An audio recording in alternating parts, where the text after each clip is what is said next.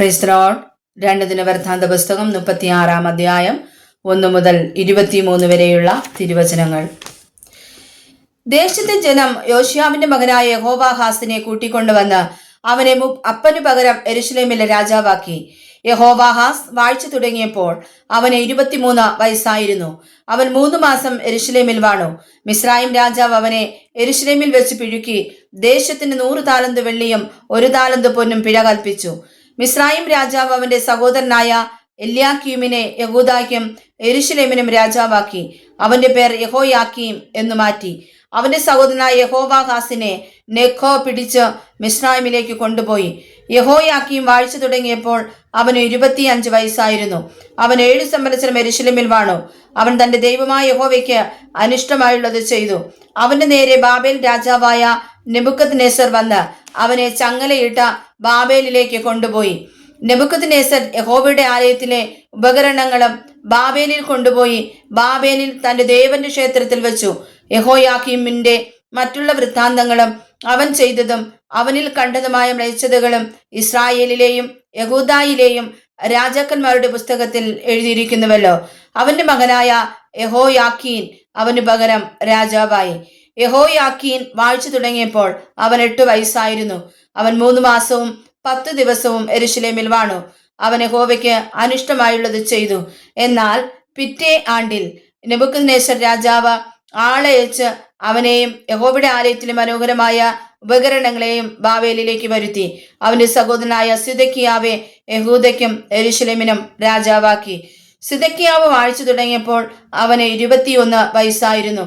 അവൻ 11 സംവത്സരം യെരൂശലേമിൽ വാണു. അവൻ തന്റെ ദൈവമായ യഹോവയ്ക്ക് അനിഷ്ടമായുള്ളത് ചെയ്തു. യഹോവയുടെ വായിൽ നിന്നുള്ള വചനം പ്രസ്താവിച്ച യിരെമ്യാ പ്രവാചകന്റെ മുമ്പിൽ തന്നെത്താൻ താഴ്ത്തിയില്ല. അവനെ കൊണ്ട് ദൈവനാമത്തിൽ സത്യം ചെയ്യിച്ചിരുന്ന നെബൂഖദ്നേസർ രാജാവിനോട് അവൻ മത്സരിച്ചു. ശാഠ്യം കാണിക്കുകയും ഇസ്രായേലിന്റെ ദൈവമായ യഹോവയെങ്കിലേക്ക് തിരിയാതെ വണ്ണം തന്റെ ഹൃദയം കഠിനമാക്കുകയും ചെയ്തു.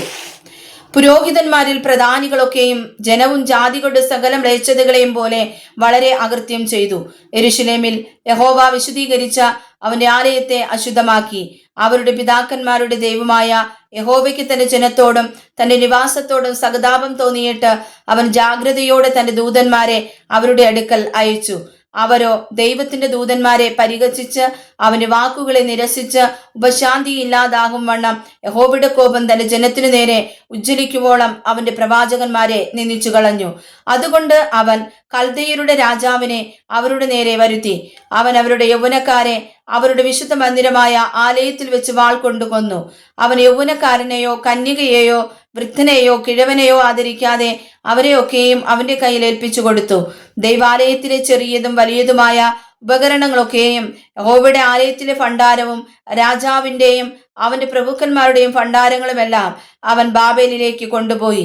അവർ ദൈവാലയം ചുട്ടു, യെരൂശലേമിന്റെ മതിലിടിച്ചു, അതിലെ അരമനകൾ എല്ലാം തീക്കിരയാക്കി, അതിലെ മനോഹര സാധനങ്ങളൊക്കെയും നശിപ്പിച്ചു കളഞ്ഞു. വാളിനാൽ വീഴാതെ ശേഷിച്ചവരെ അവൻ ബാബേലിലേക്ക് കൊണ്ടുപോയി. പാർസി രാജ്യത്തിന് ആധിപത്യം സിദ്ധിക്കും വരെ അവർ അവിടെ അവനും അവന്റെ പുത്രന്മാർക്കും അടിമകളായിരുന്നു.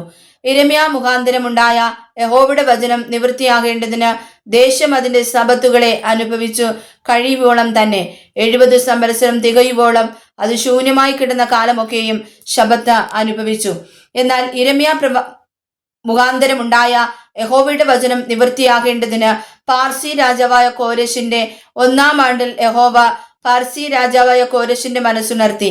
അവൻ തന്റെ രാജ്യത്തെല്ലായിടവും ഒരു വിളംബരം പ്രസിദ്ധമാക്കി രേഖാമൂലവും പരസ്യം ചെയ്തതെന്തെന്നാൽ, പാർസി രാജാവായ കോരെശ് ഇപ്രകാരം കൽപ്പിക്കുന്നു: സ്വർഗത്തിലെ ദൈവമായ യഹോവ ഭൂമിയിലെ സകല രാജ്യങ്ങളെയും എനിക്ക് തന്നിരിക്കുന്നു. യഹൂദായിലെ യെരൂശലേമിൽ അവന് ഒരാലയം പണിവാൻ അവൻ എന്നോട് കൽപ്പിച്ചുമിരിക്കുന്നു. നിങ്ങളിൽ അവന്റെ ജനമായിട്ട് ആരെങ്കിലും ഉണ്ടെങ്കിൽ അവന്റെ ദൈവമായ യഹോവ അവനോട് കൂടെ ഇരിക്കട്ടെ. അവൻ യാത്ര പുറപ്പെടട്ടെ. വായിച്ചതായ തിരുവചനങ്ങളാൽ പരിശുദ്ധനായ ദൈവം നമ്മെ സമൃദ്ധമായി അനുഗ്രഹിക്കട്ടെ. ആമേൻ.